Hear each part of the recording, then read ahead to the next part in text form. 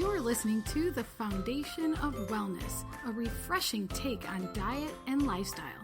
Join me, Marisa Moon, as we tackle modern health with innovative and ancient principles. I'm a certified Primal Health Coach and intermittent fasting instructor at marisamoon.com. What is up, you guys? It's me, Marisa. Today, you're going to hear from someone who's helped hundreds, if not thousands of people lose excess fat, get off their blood pressure medications, or even statins or diabetes medications by following some foundational principles of healthy eating. And it's all about optimizing your insulin and eating nutrient-dense foods so you can get rid of the diagnosis known as metabolic syndrome and just start living that feel-good life for the rest of your days. Before we get started, I want to give you your chance to learn all about the benefits of intermittent fasting and time-restricted eating. Michael even talks about fasting in today's episode too, by the way. I am participating in a brand new virtual summit called Fasting for Freedom, and this online series gives you access to expert interviews with 20 other female fasting professionals like me. This summit is different because there are only 2 presenters on each day, and you get 48 hours to watch the presentations. We know you're busy, so let's do it right this time. This summit starts March 2nd, and it's totally free. I'll be interviewed on fasting for mental energy and ADHD, so come along and register at bit.ly/Marisa Moon, and that's capital M ARISA, capital MOON. Next week, I'm interviewing Susanna Juteau. She's the founder of Fasting for Freedom because she has a drop-your-jaw amazing story about recovering from a brain tumor and then using fasting to end her debilitating headaches that followed. So be sure to join Susanna and I next week on the show. But for now, you'll want to sign up with my summit link. That's bit.ly/Marisa Moon, bit.ly/Marisa Moon with caps on my first and last name. It is case sensitive, and the link is in the show notes for you. So today, we have Michael Rutherford. He's on to teach us about metabolic syndrome. Michael is a nutritional therapy practitioner working primarily with truck drivers through his family's business called Let's Truck. And he's over at healthytribe.com, which is like the hub for all of the health resources that he talks about in today's show. Michael prioritizes and educates his clients on the importance of food and the power of nutrient density and how healthy lifestyle factors optimize health and wellness. Michael's also a Primal Health Coach like me, and he studied culinary arts at Cordon Bleu. I love that. Michael is a leader, you guys, in the Primal Health Coach community. He's just a wealth of knowledge, and he's teaching us today about a very important collection of health conditions known as metabolic syndrome. You may not think you need to worry about this, but once you hear what it is, you will be shocked. If it's not you that's affected by it personally, then it's probably half of your family or more who's affected by this. So let's just get into it right now. What's going on, Michael? I am so glad you're here. You are like the top guy to go through for nutrition information. Yeah, I am stoked to be here. It's going to be a good time. You're one of the only people I know who's more obsessed with this stuff than me. It's been a long, deep obsession. Yes, this is. I spend a lot of time. I don't think a lot of people realize, even peers and colleagues, how much time I actually spend just nerding out on stuff. So I'm stoked about this. That is quite literally one of the things I think about every time I see you sharing your knowledge. I'm like, how does he have all the time to do this? I am blown away. Well, let's not talk about that because I'm sure it'll make your head spin. Let's get into the meat of this topic, which is honestly something most people are not familiar with, but it's probably affecting them. I asked you on today to describe to us what metabolic syndrome is and what we should be aware of. What do you teach people regarding this? You just go ahead and take the floor. Yeah, so I think the biggest thing is describing what metabolic syndrome is. A lot of people are literally walking around with it and have no idea that they fit into this classification. And it's really simple. There are 5 key markers that you have to have at least 3 of them. So the 5 of them are low HDL cholesterol, so generally under 40 for men, under 50 for women, high triglycerides, which is over 150. So these are both going to be on a standard cholesterol lipid panel.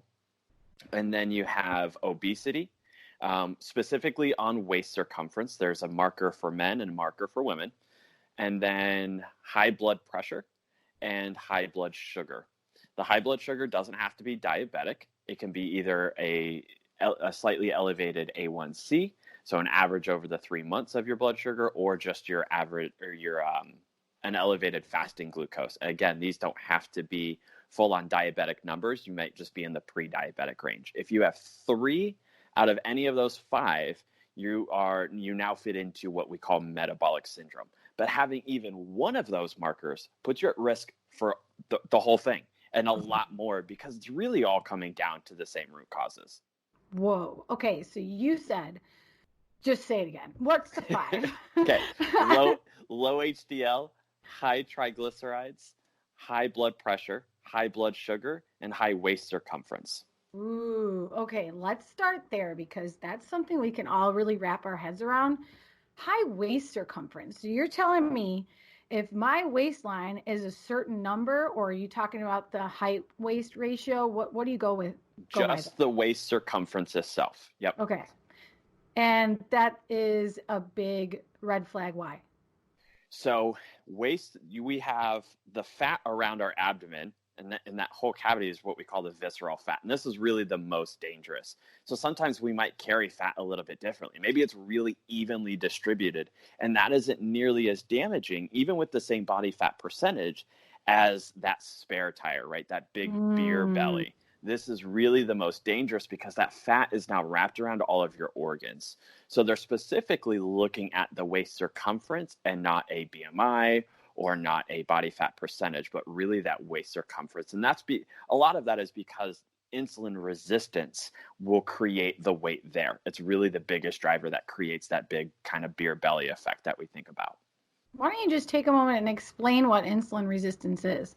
Yeah, so kind of the way I always explain it, because a lot of people we can understand this a bit easier, is something like taking ibuprofen. Maybe you have a knee pain, right? And so you start, and it's chronic. It's all the time. Your knee just always hurts. And you start with just taking 200 milligrams of ibuprofen. And then after a few weeks, now you need 400. And then you need 600. And then 800. We become resistant to this effect of that drug. Well, a lot of our hormones are the same way. So insulin is a hormone. Insulin is an anabolic hormone, meaning it's building. It often gets kind of demonized in that it's the fat storage hormone, but it does so much more than that. We need insulin to build muscle. It's just an anabolic hormone. The problem is we eat the wrong foods and we don't give the right stimulus, meaning we give no stimulus because we're not working out, we're not exercising. And so the only thing that insulin tends to build is fat. So what happens is when we eat carbohydrates or protein, we get an insulin response. And so the more we eat, and especially the more processed foods and the more spike in our blood sugar and things like that, we get the more insulin we have. Well, just if we do that over time and we keep using more insulin, the cells become resistant to that, just like they became resistant to the ibuprofen that we needed more. So our body continuously creates more and more and more until it gets to a point where it's just not really working anymore. We have tons of insulin in our blood, and the sugar is never going back down. So the insulin is trying to pull the sugar out of the blood and into the cell, and that is no longer happening very effectively. So now our sugar levels just stay high. But that insulin can create so many other downstream effects. It can increase our blood pressure and our inflammation, which leads to all of these other problems when it's just chronically elevated. Whoa, I'm hearing you say now all the reasons why these things are connected, why all these 5 markers of metabolic syndrome are related, because you started talking about the waist circumference or visceral obesity. And then you said insulin resistance, which is also like your fasting glucose. And then you said it can also help influence those other criteria as well. Is that right? Do you see them all? Is that related? Yes. So, and that is where, when we look at metabolic syndrome and we look at what's going on, the biggest thing we have to look at is insulin resistance a factor here? Because there are other things. There's just oxidative stress and inflammation that can be from other causes that aren't related to insulin resistance. We can have nutrient deficiencies that can play into this as well. But if insulin resistance is there, those other factors might also be there, but we have to get that insulin resistance under control. It's the number one factor that if we don't, it doesn't matter. You could take all the supplements in the world to fix your nutrient deficiencies. You can try and lower inflammation. But again, that insulin resistance will fuel oxidative stress and fuel insulin resistance and really drive up the amount of nutrients you need. So it feeds into nutrient deficiencies as well. Whoa. It sounds to me like you're saying this one almost matters the most, or that this the first one you would fix. 100%. Yes. You've got to start by addressing that insulin resistance. And then once we can see we start getting that under control, let's see what else is residing. Is there still oxidative stress, or was it just because of the insulin resistance? Ooh. Was there, maybe there was inflammation, but is that gone now? Was it just being driven by the insulin resistance and the foods that were creating that? Have we restored those nutrient deficiencies? I think that's so empowering. Like, oh my gosh, I have all these problems. I've got this wrong with me. I've got this wrong with me. Now I know I got metabolic syndrome, and you just feel so down on yourself. But then if you realize fixing one can fix them all, that is powerful stuff. And it sounds to me like there are some signs that you have metabolic syndrome or insulin resistance, even if you haven't been diagnosed with it yet. What are some of the signs that someone might have insulin resistance? Well, if we have obesity, if we've got a big belly, we're just really overweight, you can pretty much guarantee if it's not there yet, it's coming. It's going to happen. We know insulin resistance is at play here, and it's really a matter of when, not if. I think one of the great pioneers in this whole area, especially of insulin resistance, is a guy, Dr. Kraft, Kraft. Thankfully not linked with Kraft Foods. But Dr. Kraft, he primarily practiced in the 70s and 80s. He was a primary care physician. Recently, actually just passed away a few years ago, sadly. But he had labs from over 14,000 patients of over a couple decades. So we're talking huge sample size here, comparing fasting insulin labs. So getting blood draws that had fasting insulin and then also responses. And he would take the glucose and fasting glucose and A1C, which is that's the gold standard right now in medicine for diabetes is fasting glucose and A1C. We could see the insulin resistance pattern 10 years prior if we use fasting insulin and an insulin response test. So just like, for especially the women out there, if they've ever done the gestational diabetes testing, where they give you, you take your fasting glucose, they give you either a 1 or 2 or 3 hour solution, and then you check your glucose. Well, we can do that with insulin as well. So that's what he was doing with those patients, is he was doing a 3 hour glucose response as well as the insulin draws at those time periods as well. And in about 60% of those who tested with a normal A1C and fasting glucose, they had some degree of insulin resistance. In fact, he has a scale of 5 stages of insulin resistance, and a diagnosable type 2 diabetic, by the time their A1C gets high enough and their fasting glucose gets high enough, they're in stage 4 of insulin resistance. I always tell people, could you imagine if we didn't diagnose cancer until stage 4? People would have an upright, like people would be going crazy if we were like, oh, it's fine. But it's because we're not even checking it. No doctor, there's no standard like lab assessment that doctors are doing to check fasting insulin. Really? It's really simple. It was part of a physical every time you go for your annual physical. No? Nope, it's not. The 2 main panels that get run are what's called a complete metabolic panel and the CBC, which is your complete blood count, which looks at anemia and immune markers. These are basically the 2 main panels, and insulin isn't part of that. It's an additional lab that very, very few doctors run, even endocrinologists. I know tons of diabetics who have never had their fasting insulin done, and they're diabetic. What? Yep. How do they know they're diabetic if they never had their fasting Because insulin? they've had their glucose in it and their A1C done. Okay. And so that's the gold standard of diagnostics. So most doctors are only going to run and look at what is required for them to be able to diagnose. Anything outside of that, it's like, why bother? So what's the name of this test that they can ask their doctor to take? Fasting insulin. Okay, fasting insulin. We're all doing it now. Yeah. Thank you so much. And ideally, we want that under 8. Oh, and that's in standard American units. It is different in some different countries, but ideally we want that 8. I think the lab range is like 15. And so your doctor might tell you you're okay, you're in the normal range, but really you're getting high.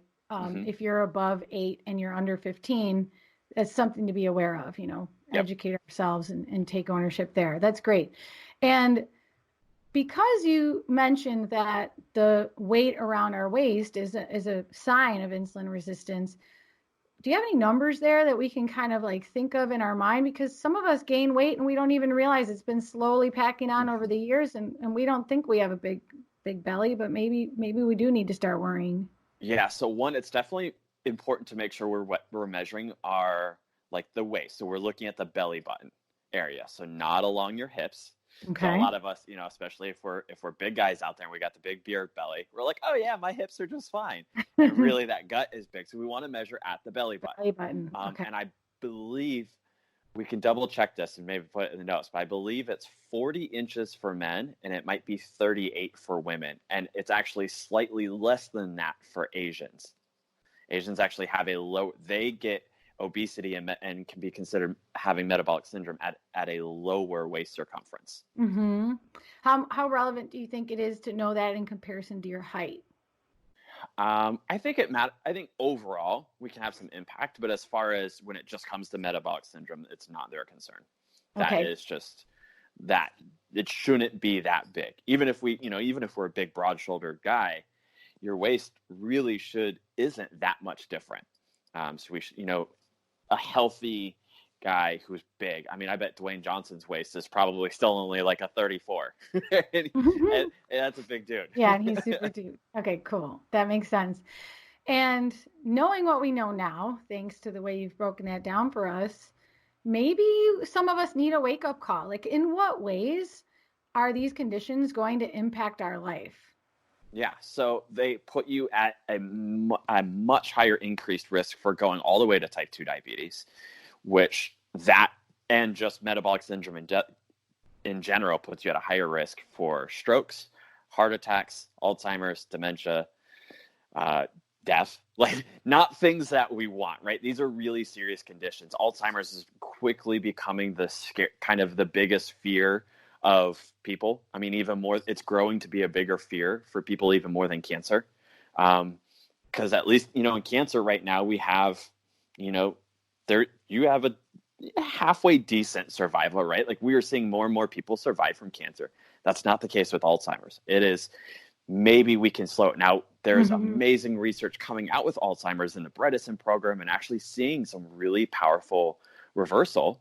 And at least slowing, but that's a tiny percent right now. And a lot of it is because it's catching it early enough. And it's not simple. I used to work actually in a functional medicine clinic where we specialized in the Bredesen program. Wow. It's intense and it's not cheap. That's by Dale Bredesen, right? He wrote a book at the end of Alzheimer's. Is that correct? Yeah. Okay. Yep. And that is a very intricate protocol and lifestyle change. I could tell you out of pocket, the testing that he suggests is $3,000 to $5,000 for the testing. Supplements for most people average probably $200 to $300 a month. And then there might be additional things like holistic dental care, getting amalgams removed, and those can be expensive. And there's other things, there might be heavy metal work that needs to be done, and there could be mold exposure, and these costs can really add up. And it's scary. It is scary. If we can, the best route is not waiting until we get there, and really doing these things and making the dietary and lifestyle changes now to give our body the best fighting chance. So what if I only have hypertension, high blood pressure, and I have high triglycerides? So that's only 2 out of these 5 metabolic syndrome criteria. Should I worry?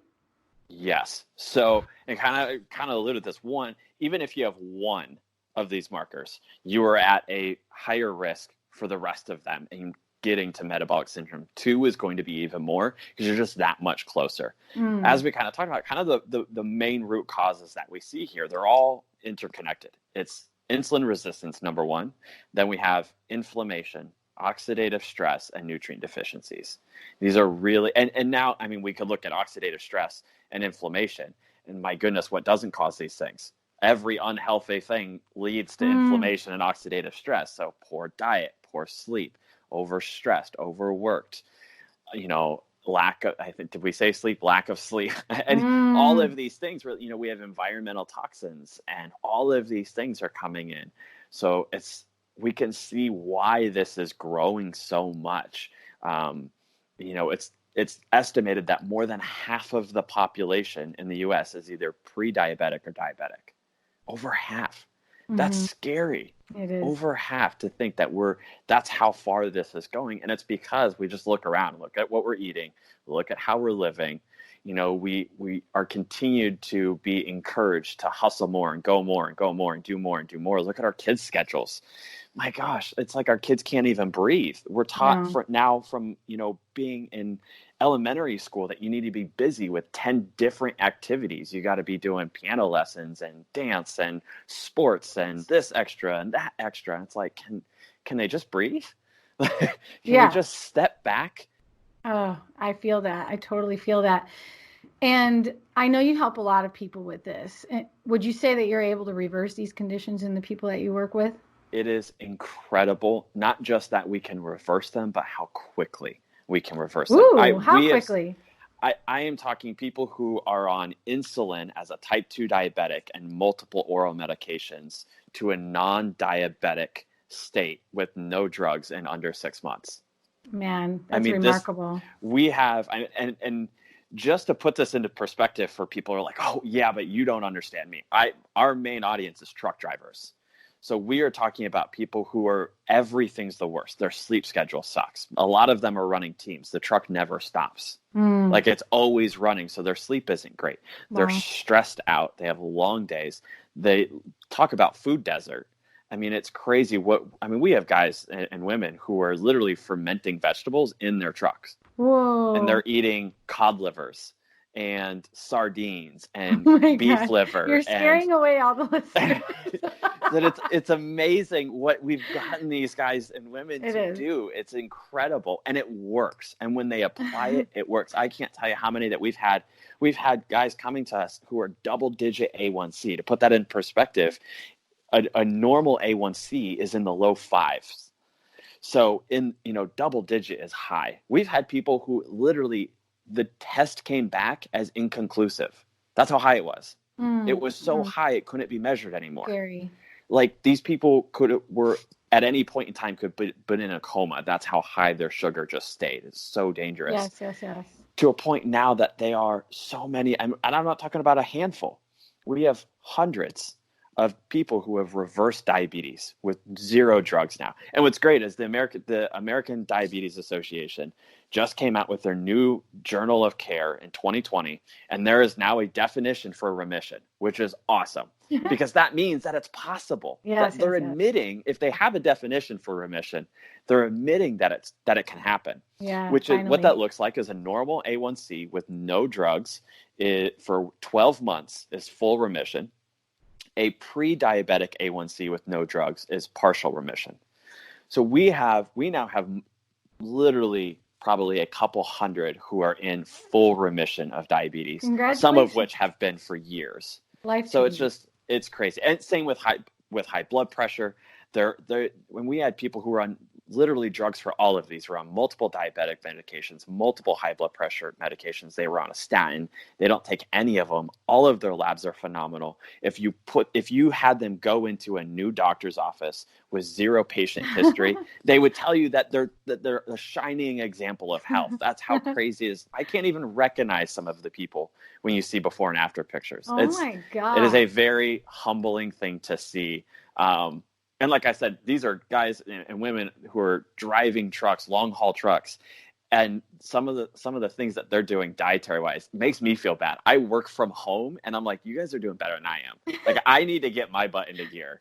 Well, you are making me have to ask, what are some of the first things that you challenge them to change? Some of the easiest things that anyone can start doing now to see those numbers improve? The number one thing anyone can do, and we're going to call it simple, but not easy. So both my dad, so I actually work with my dad. We're both nutritional therapy practitioners. And we love words. They're important, right? They matter. So oftentimes people are like, oh, this is so difficult and complicated. It's like, no, this is actually really simple, but it's not easy. Mm-hmm. You have to do the hard work. Okay. So it's not necessarily hard work, but you've got to do the hard work. It's easy and simple, right? So these are different words. It's very simple. You lower your carbohydrates. You get rid of processed foods, but that's not so easy, right? It's very simple. That's right. A simple thing to understand. The easiness of that in our culture, not so much, but especially on the road, right? Yeah. And so it's incredible to see these guys just meal prep sometimes for weeks. They're meal prepping for. It's so fun to see. But so we need to, the big things, I call them the three public enemies of health. And that's processed oils, things like corn oil, safflower, canola, soy. We need to get these oils out, processed sugars, and grains. These are the three honestly, and this might surprise a lot of people, if I could only pick two, sugar's not one of them. It's processed oils and grains. These are the two big public enemies to me, what I see. The grains, they offer so little nutrition. They have multiple problems. They're inflammatory and destructive to our insulin, to our gut health, which then leads to even more problems and more systemic inflammation. And oils, same way. They're so inflammatory. They cause hormonal dysregulation. They cause so many problems that getting those two out, one, if you get rid of those two, you pretty much get rid of processed sugars anyways, right? Like it's hard to have processed added sugars and not have those two. So that's the biggest step. Whoa. So maybe that looks like a paleo diet, right? So we're not even worried about carbohydrates yet, but we just get rid of the processed carbohydrates. We get rid of the grains and added sugars, the processed oils. Maybe you're still eating potatoes and starches and fruits. We're still going to see a huge improvement. But if you really want to kick this into gear and you want to be like those who go from multiple drugs for diabetes to a normal A1C in under 6 months, we go keto. All the way down, we go keto. And that's where you start. And then maybe, next step is let's look at some fasting. Fasting is you just did a great podcast. I know you did. It's awesome. So I know it's a familiar term here. But fasting is amazing. There's so much amazing research coming out on intermittent and extended fasting for these issues. And then looking at, well, that's a lot there. Yeah. It is. I mean so honestly, this is exciting, but I'm trying to picture these guys on the go. I get a lot of clients are the biggest struggles when they're on the go. So if they're cutting carbs and all these processed oils and things out, what are they eating on the road? Hard-boiled eggs, jerky? I mean, tell us, where do they start? What do they eat? So again, you'd be surprised at what some of these guys are eating. I mean, so we're big fans of canned seafood. Ooh. Like canned seafood is always wild caught. Farmed seafood actually doesn't can well. So you can almost get pretty much interesting. Yeah. I wonder why. So you can it basically just turns to mush because it's so junk anyways, right? So goodness. Canned seafood is basically always wild caught, which is awesome. It's cheaper, it's shelf stable, requires no refrigeration. Mm-hmm. So it's nutrient dense. We're talking about wild caught salmon. You can get smoked oysters, which are phenomenal. You can get good sardines that are bone in, skin on, have tons of nutrients in them. I mean, and that requires no refrigeration. You can pack these things anywhere. They don't take up a ton of space. They don't require cooking. They're already cooked for you. So we're big on that and trying to get these guys to eat more canned seafood. We have guys who are pressure canning their own grass-fed beef, pasture-raised chicken, and pork at home. They're getting good pressure canners doing it at home.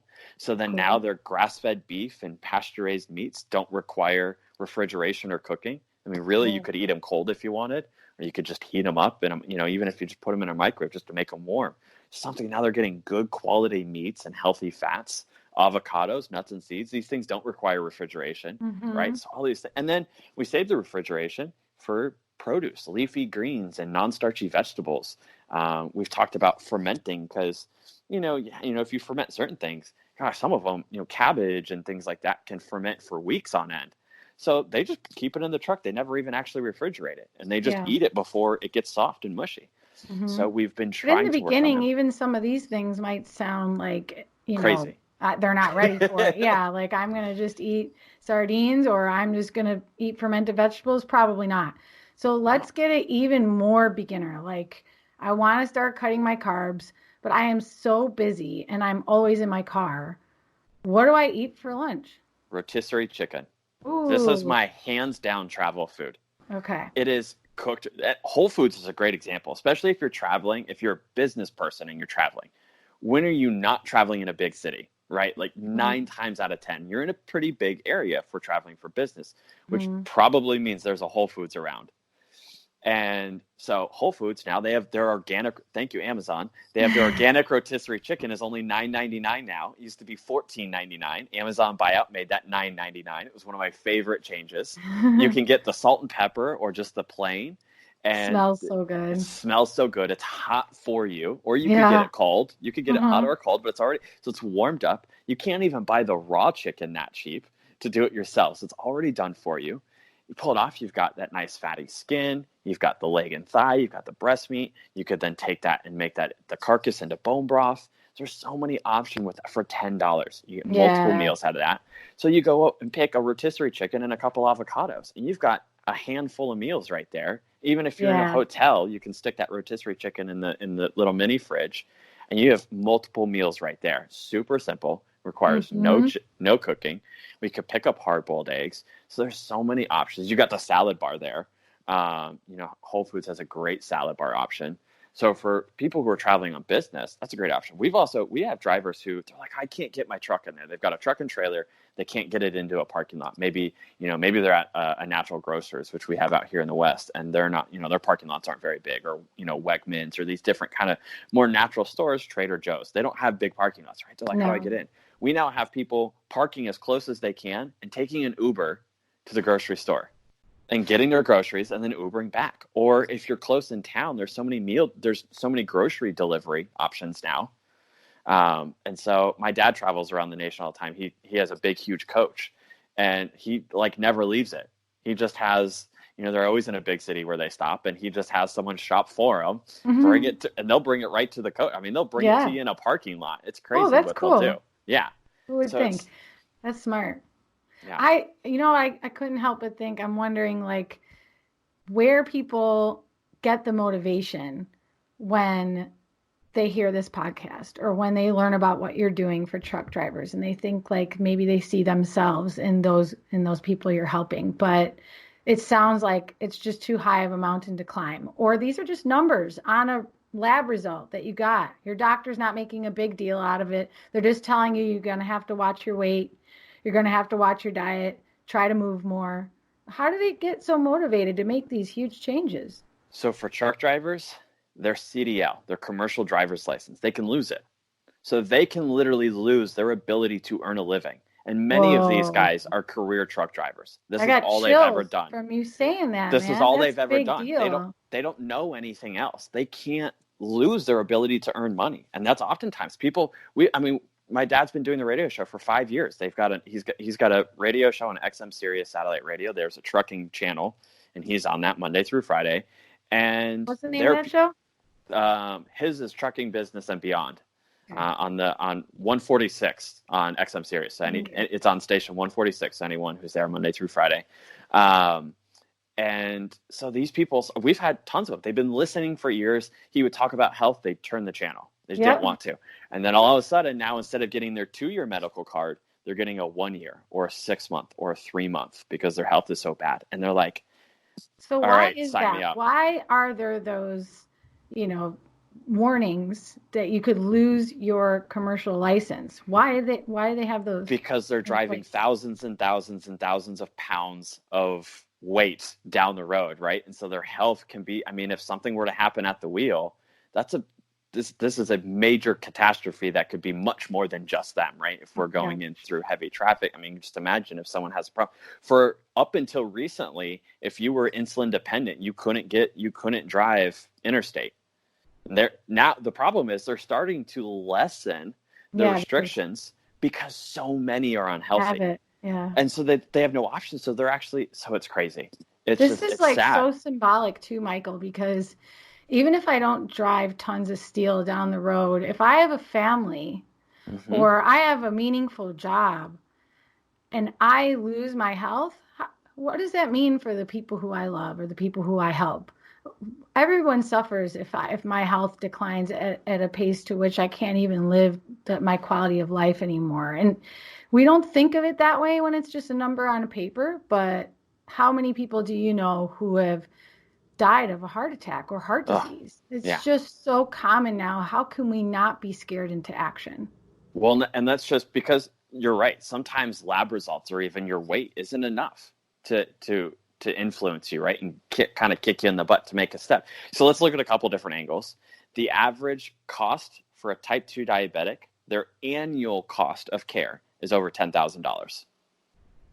So let's look at how many people don't have good insurance anymore. Their premiums are super high. They just don't have any, right? Yep. Can you afford $10,000 in medical costs? Which likely, as your health declines, you're going to miss more work. So you're going to lose out on more money. You're going to be taking more sick days. You're going to have more problems. You're not going to feel as good.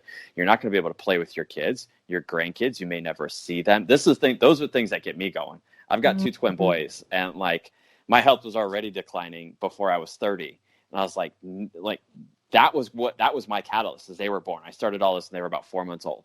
That was my catalyst. It's really easy to look at my kids and be like, yeah, that's whatever XYZ food or whatever it just isn't worth it. To think that I may not see them. You know, my kids have, you know, they've lost some of their grandparents, or not grandparents. No, grandparents are good, but great grandparents. You know, I never even knew.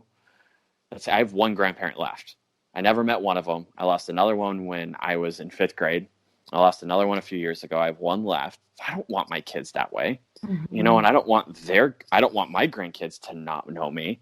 So it's bigger. And you don't want them to have to take care of you the last 15, 20 years of your life. So, and you know, we just talked about the diabetic cost. And there are statistics that look by 2040, diabetes alone, nothing else. The cost of diabetes alone in our nation can bankrupt us. Just diabetes. The cost of that alone, not including everything else. We always talk about all these expenditures. And it's complaining about this drug and how expensive that is and how expensive this is and our medical insurance and the extra cost of this. What if you just didn't need it? What if we could just reverse that? And we wouldn't need it. We can. It's crazy. The dietary changes. So we talked about dietary changes, cutting carbohydrates, getting the bad oils out. Those are huge. Talked about fasting. The third, and really I would say probably the second, even more than fasting, is exercise. A single bout of heavy lifting increases your insulin sensitivity for 48 hours. So and I don't remember the time that they use, but going to the gym and working out, lifting heavy weights, one day increases your insulin sensitivity for 48 hours, for 2 days. You don't even have to do it every day. Every couple days, and we're getting the benefits, right? Yeah. And it doesn't seem to stack. It's going to have that improvement. So if you worked out every 3 days, you would continue to be improving your insulin sensitivity. That's exciting. There's so many things we can do here and take action right away. And you've given us so many ideas. I know that you actually have a course where you teach people how to overcome metabolic syndrome. Is that right? Yes, and that is like, get your notebooks ready. We're diving in. We have actually 2 options to take it. There's a self-paced option, so you can just kind of go at your pace whenever you want. The other course that we do them quarterly, and that's a live option. So it's actually a weekly live webinar for 8 weeks, where you still have the same material inside the course, but then we actually have a live webinar where I present the material. We dive in deeper. You also get the time for Q&A at the end of each webinar. And we break down each one of these pieces of metabolic syndrome, discuss the root causes, why this is happening, what we can do about it, how we can use food, diet, therapeutic foods, as well as supplements and all of these things to address these issues. We then talk about lifestyle and movement and that impact on it. It's a great time. I love it. Where do we go? Where do we sign up? Yeah. So learn.letstruck.com. Okay. And that's our university. So we have lots of courses there. We have several health courses there. I'm going to include that link in the show notes for sure. Definitely. Learn.letstruck.com. Yep. Awesome. Michael, oh my God, we could just go on forever because we didn't really get into blood pressure, cholesterol, triglycerides, those kind of things. But thank you so, so much, because we can have you back. And this Definitely. is like critically important for all of our health today in these modern societies. And I know that there's so many of us looking for answers, and thankfully people like you are showing us that it's within our own power to make these changes. It's really incredible what you're doing. Congratulations. Awesome. And it's important that we have platforms like this for those of us like me to talk on. So thank you for giving us this platform. Oh, absolutely, man. Anytime. I'm going to have you back for sure. Definitely. All right. Bye, Michael. Bye. It's just like a fake bye. I know. Wow. What an episode. Thank you so much to Michael for teaching us all of that. And I hope that you walked away with some really valuable information. And he totally led you to so many more resources. So don't get overwhelmed. Head over to healthytribe.com and see some of the stuff that Michael has to offer you and your family. If this has been helpful for you, please share the podcast. Teach someone that you know and love how to listen to podcasts. It's free on-demand radio shows on topics that you really love, and who doesn't need a little support in the health and nutrition arena? I am so happy to be here. I'm your host, Marisa Moon, and I love talking with you, so head over to my Facebook group. It's called The Foundation of Wellness, just like this show, and you can find it at facebook.com/groups/FOW podcast. And please leave us a review if you love the show. When you're using Apple Podcasts, you can easily leave a review, and that helps other people find our show. With your help, I can grow the listenership, and this can be my passion project forever.